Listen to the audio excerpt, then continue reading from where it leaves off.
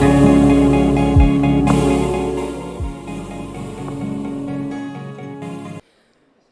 je suis en direct d'Echo et je suis accompagnée du professeur Julien Kirgesner de l'hôpital Saint-Antoine.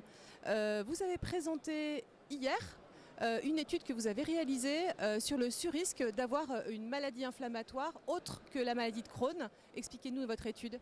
Bonjour Anne.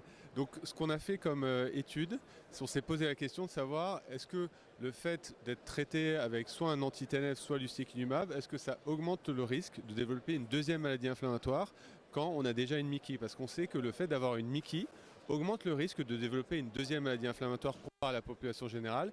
Et quand on parle de maladies inflammatoires, ça peut être des maladies inflammatoires articulaires, cutanées, comme le psoriasis, mais également d'autres complications d'organes. Et on sait qu'il y a 20% des patients atteints de MICI qui vont avoir un diagnostic de deuxième maladie inflammatoire. Et ça va avoir un impact sur les traitements qu'ils vont avoir et ça peut aussi réduire leur qualité de vie.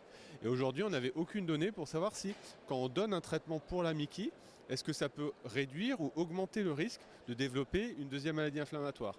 Donc on a fait cette étude à partir des données qu'on appelle médico-administratives françaises, le Système national des données de santé ou SNDS, qui en fait collige l'ensemble des données de consommation de soins des Français par l'assurance maladie. Et donc en fait, dès qu'un patient va récupérer un traitement à la pharmacie et qu'il est remboursé, on a l'information. Et aussi quand il est hospitalisé ou quand il déclare une ALD, une affection de longue durée, on va avoir l'information. Et ça nous permet de capturer son parcours de soins et d'associer des événements de santé avec une exposition médicamenteuse.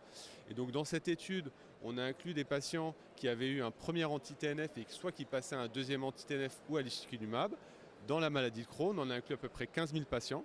Et donc les résultats de l'étude ont montré qu'on avait en fait un risque augmenté quand on était traité par anti-TNF comparé aux patients qui avaient l'ustekinumab. Et le risque, il était quasiment 2 fois augmenté sous anti-TNF. Et donc ça, aujourd'hui, on l'explique potentiellement par en fait une modification de la réponse immunitaire quand on est sous anti-TNF. On sait que l'anti-TNF est associé déjà à un surrisque de manifestation cutanée, de psoriasis, mais peut-être qu'aussi dans les autres d'autres maladies inflammatoires d'organes, on a aussi cette réponse immunitaire qui modifie, qui pourrait augmenter le risque. Donc là, l'objectif pour aller plus loin, c'est qu'on va aussi regarder avec d'autres médicaments comme le vedolizumab et on va étudier aussi les patients qui sont atteints de RCH. Et ces résultats, ils seront présentés au Congrès américain en mai à la DW, où on aura l'ensemble des résultats pour la population en MICI. Et du coup, en pratique clinique, est-ce que ça change, ça pourrait modifier quelque chose dans le cadre de la pratique clinique ou pas?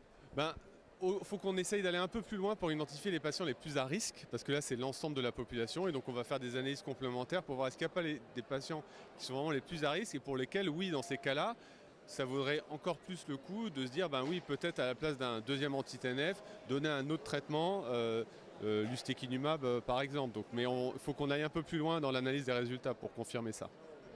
Merci beaucoup. Merci.